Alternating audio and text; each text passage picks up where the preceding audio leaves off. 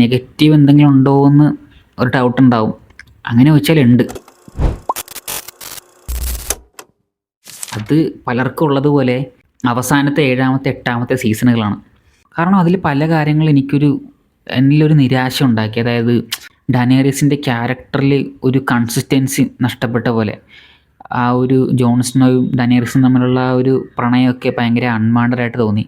എനിക്ക് പേഴ്സണലായിട്ട് തോന്നിയ കാര്യങ്ങളാണ്. ചിലപ്പോൾ നിങ്ങൾക്കൊക്കെ അത് ഇഷ്ടപ്പെട്ടിട്ടുണ്ടാവും. പക്ഷെ എനിക്ക് ആ ഒരു ഏരിയകളൊക്കെ ഭയങ്കര ആ ഒരു പ്രണയം ഒരു അൺവാണ്ടഡ്, അല്ലെങ്കിൽ കൺവിൻസ് ആവാത്ത പോലെ, പെട്ടെന്ന് അങ്ങനത്തെ ഒരു പ്രണയം ഉണ്ടാവുന്നു എന്നൊക്കെ പറഞ്ഞ പോലെ ഒട്ടും കൺവിൻസ് ആവാത്ത പോലെയൊക്കെ എനിക്ക് തോന്നിയിരുന്നു. പിന്നെ അതുപോലെ തന്നെ വിൻ്റർ ഈസ് കമ്മിങ് എന്നൊക്കെ പറയുമ്പോൾ എൻ്റെ മനസ്സിൽ ഞാൻ ഹൈപ്പ് ചെയ്ത് വെച്ചത് ഗെയിം ഓഫ് ത്രോൺസിൽ ഇതുവരെ കണ്ടതിൽ ഏറ്റവും പീക്ക് സാധനമായിരിക്കും അതെന്ന് പറഞ്ഞാൽ. പക്ഷേ വിൻ്റർ വന്നപ്പോഴത്തേക്കും അത് ഭയങ്കര നോർമലായിട്ട് എൻഡ് ചെയ്ത പോലെ ആയിപ്പോയി. അതുപോലെ നൈറ്റ് കിങ് എന്താണ് നമ്മുടെ നറൂത്തോലെ മാതരയൊക്കെ പോലത്തൊരു വില്ലനാണെന്നൊക്കെയാണ് ഞാൻ വിചാരിച്ചത്. പക്ഷേ ആളെയും പെട്ടെന്ന് തീർത്ത് കളഞ്ഞപ്പോൾ ആ ഒരു തൃപ്തി കിട്ടില്ല. അല്ലെങ്കിൽ പ്രതീക്ഷകൾക്കൊത്ത വില്ലിന്, എൻ്റെ മനസ്സിലെ പ്രതീക്ഷകൾക്കൊത്ത വില്ലിന് വന്നില്ലത്. അതും ഒരു നിരാശ ഉണ്ടാക്കി. പിന്നെ ഡനേറിയസിൻ്റെ ക്യാരക്ടറിനെ ആ ഒരു മാഡ് ക്വീനാക്കി ആ ഒരു കഥ പെട്ടെന്ന് കൊണ്ട് തീർത്തതും ഒക്കെ ആ ഒരു ക്യാരക്ടറിൻ്റെ കൺസിസ്റ്റൻസി ഷഫിൾ ചെയ്ത പോലെ തോന്നി അവസാനമൊക്കെ ആയപ്പോൾ. എങ്ങനെയെങ്കിലും ഈ സാധനം തീർക്കാൻ വേണ്ടി അതും എനിക്ക് അത്ര ഇഷ്ടപ്പെട്ട, അല്ലെങ്കിൽ ഒരു ദൈവിക തുല്യമായി കാണുന്നൊരു ക്യാരക്ടറാണ് ഡാനേറിയസ് ഞാൻ ഗെയിം ഓഫ് ത്രോൺസിൽ. പക്ഷേ ആ ക്യാരക്ടറിൻ്റെ ആ ഒരു കൺസിസ്റ്റൻസീനെ കീപ്പ് ചെയ്യാതെ ആ കഥ കൊണ്ട് എൻഡ് ചെയ്യിപ്പിച്ചപ്പോൾ എന്തോ മൊത്തത്തിലൊരു നിരാശ. പിന്നെ അതുപോലെ തന്നെ കുറച്ച് പ്ലോട്ട് ഹോൾസുകളൊക്കെ ഈ പറഞ്ഞ പോലെ അവസാനത്തെ 2 സീസണുകളിൽ ആ എൻഡിങ്ങൊക്കെ ഒരു നിരാശ ഉണ്ടാക്കി എന്നുള്ളത് സത്യമാണ്. പക്ഷെ അപ്പോഴും ആ സീസണുകളിലൊക്കെ എന്നെ ഇമോഷണലാക്കിയ കുറച്ച് 1-2 സീനുകളുണ്ട്.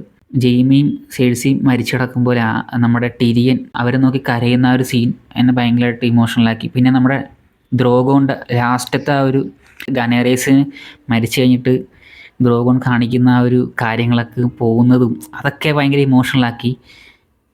അങ്ങനെ കുറച്ച് കാര്യങ്ങൾ എനിക്ക് ഇഷ്ടപ്പെട്ട്. പക്ഷേ പിന്നെ കുറേ കിടിലൻ ഫ്രെയിമുകളുണ്ട് അവസാനത്തെ എപ്പിസോഡിലൊക്കെ. ഒരു ഡാനേഴ്സിൻ്റെ ബാക്കിൽ വന്ന് ദ്രോഗോ നിൽക്കുന്നൊരു ഫ്രെയിമൊക്കെ ഉണ്ട്. അതൊക്കെ ഇപ്പോഴും മനസ്സിൽ അങ്ങനെ തന്നെയുണ്ട്. പക്ഷെ എങ്കിലും 7ാമത്തെ 8ാമത്തെ സീസൺ നിരാശകൾ ഉണ്ടാക്കി.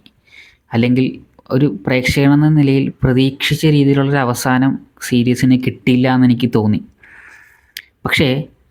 പക്ഷേ അങ്ങനെ അവസാനത്തെ 2 സീസണുകളിലുണ്ടായ നിരാശ കൊണ്ട് ഇല്ലാതാവുന്നതല്ല ഗെയിം ഓഫ് ത്രോൺസ് എനിക്ക് തന്ന എക്സ്പീരിയൻസ്. അതിരിക്കുന്നത് ഫസ്റ്റ് 6 സീസണുകളിലാണ്. ആദ്യത്തെ 6 സീസണുകളിൽ എൻ്റെ പൊന്നെ, 6ാമത്തെ സീസണിൻ്റെയൊക്കെ എൻഡിങ് ഇപ്പോഴും മനസ്സിലുണ്ട്. ആ ഒരു എന്താ പറയുക, ആ ഒരു എക്സ്പ്ലോഷനും ഡാനേറിയസ് വെസ്റ്ററോസിലേക്ക് വരുന്നതും, അയ്യോ ആ ഒരു ഫ്രെയിമൊക്കെ ഇപ്പോഴും ഉണ്ട്. എൻ്റെ പൊന്നെ പീക്ക് എൻഡിങ് ആയിരുന്നു അതൊക്കെ. ആ ഒരു സീസണിൻ്റെ എൻഡിങ്ങൊക്കെ, 6ാമത്തെ സീസണിൻ്റെ എൻഡിങ്, അയ്യോ അത്ര ഒന്നൊന്നര സീനാട്ടാ. അങ്ങനെ ഫസ്റ്റത്തെ 6 സീസൺ ആക്ച്വലി ഗെയിം ഓഫ് ത്രോൺസിൻ്റെ ഹാർട്ടും ബ്രെയിനും ഇരിക്കുന്നത് ആ 6 സീസണിലാണ്. ആ 6 സീസൺ കൊണ്ട് നമ്മൾ വേറൊരു ലെവലിലേക്ക് തന്നെ എത്തിച്ചിട്ടുണ്ടാകും. പിന്നെയുള്ള 7ാമത്തെ 8ാമത്തെ സീസണിൻ്റെ കുറവുകൾ നമ്മൾ ഒട്ടും ബാധിക്കത്തില്ല എന്നുള്ളതാണ്. അത് ഗെയിം ഓഫ് ത്രോൺസിൻ്റെ ഒരു മാജിക്കാണത്.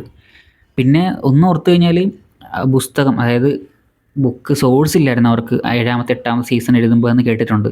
ആ പുസ്തകം അവസാനിച്ചു. അതിൻ്റെ പാർട്ട് ജോർജ് മാർട്ടിൻ ഇറക്കിയിട്ടില്ല. അപ്പോൾ അതൊക്കെ കാരണമാണ് അങ്ങനത്തെ ഒരു റഷ് എൻഡിങ് കൊടുത്തതെന്നൊക്കെ കേട്ടിട്ടുണ്ട്. ഓക്കെ, അതൊന്നും ഇവിടെ വിഷയമല്ല. ഞാൻ പറഞ്ഞില്ലേ, നിരാശകൾ അവിടെ സ്റ്റിൽ നിൽക്കുമ്പോഴും ആ ഫസ്റ്റത്തെ 6 സീസൺ മതി ഗെയിം ഓഫ് ത്രോൺസ് ഒരു പീക്ക് എക്സ്പീരിയൻസ് സൃഷ്ടിക്കാൻ. അത് മതി. അയ്യോ, ആ ഫസ്റ്റത്തെ 6 സീസൺ നമുക്ക് പറഞ്ഞറിയിക്കാൻ പറ്റില്ല. ആ ഒരു സീസൺസ് നമുക്ക് തരുന്ന ഒരു എക്സ്പീരിയൻസ് എന്ന് പറയുന്നത്, അല്ലെങ്കിൽ എനിക്ക് തന്ന ആ ഒരു എക്സ്പീരിയൻസ് എന്ന് പറയുന്നത് ജീവിതത്തിൽ മറക്കത്തില്ല. ചത്താലും മറക്കാത്തൊരു സാധനമാണ് ഗെയിം ഓഫ് ത്രോൺസ്. അത്രയും ആ വെസ്റ്ററോസിലേക്ക് ഞാൻ ഇറങ്ങി ചെന്നിട്ടുണ്ട്. അതിലെ കഥാപാത്രങ്ങളിലേക്കും.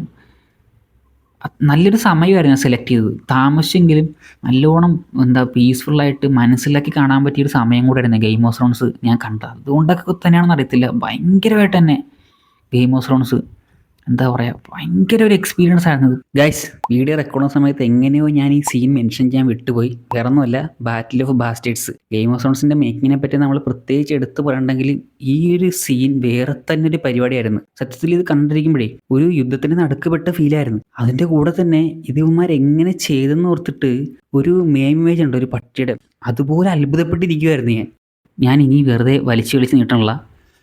അപ്പം എന്തായാലും ഞാൻ ഇത്രയും നേരം പറഞ്ഞത് എനിക്ക് പേഴ്സണലി ഗെയിം ഓഫ് ത്രോൺസ് എന്താണ് എന്നുള്ളതാണ്. നിങ്ങൾ പറ, നിങ്ങൾക്ക് എന്താണ് ഗെയിം ഓഫ് ത്രോൺസ് എന്നുള്ളത്? ഇഷ്ടപ്പെട്ട സീനുകൾ, ഡയലോഗ്സ്, ഷോട്ട്സ്, ഫ്രെയിമുകൾ, സൗണ്ട് ട്രാക്കുകൾ എന്തൊക്കെയാണ്? എനിക്കതറിയാൻ നല്ല ഇൻട്രസ്റ്റ് ഉണ്ട്. എനിക്കിഷ്ടമാണ് ആളുകളുടെ അങ്ങനത്തെ പേഴ്സ്പെക്റ്റീവ്. കാരണം എനിക്കിപ്പോൾ ഒരു സിനിമയോ സീരീസ് ഫേവറേറ്റ് ആയിട്ട് തോന്നിക്കഴിഞ്ഞാൽ അതേ സിനിമ സീരീസ് കണ്ട് വേറൊരാൾക്ക് എന്ത് തോന്നുന്നു എന്നുള്ളത് എപ്പോഴും എന്നെ ചിന്തിപ്പിക്കാറുള്ളൊരു കാര്യമാണ്, അല്ലെങ്കിൽ ഞാൻ എപ്പോഴും ആലോചിക്കാറുള്ള കാര്യമാണ്. അതുകൊണ്ട് പ്ലീസ് ഷെയർ, നിങ്ങൾക്ക് എന്താണ് തോന്നിയത് ഗെയിം ഓഫ് ത്രോൺസ്, അല്ലെങ്കിൽ നിങ്ങൾക്ക് എന്താണ് ഗെയിം ഓഫ് ത്രോൺസ് എന്നുള്ളത്. ആരെങ്കിലും ഈ വീഡിയോ കാണുന്നുണ്ടെങ്കിൽ, കാണുന്നവരെന്തായാലും ഗെയിം ഓഫ് ത്രോൺസ് കണ്ടവരായിരിക്കാനേ സാധ്യതയുള്ളൂ. കമൻ്റ് ഇടുക, എനിക്കതറിയാൻ ഭയങ്കര ഇൻട്രസ്റ്റ് ഉണ്ട്. ഞാൻ കുത്തിയിരുന്നെല്ലാം വായിക്കും. അപ്പോൾ ഓക്കെ, എന്തായാലും നമുക്കിനി അടുത്ത വീഡിയോ കാണാം.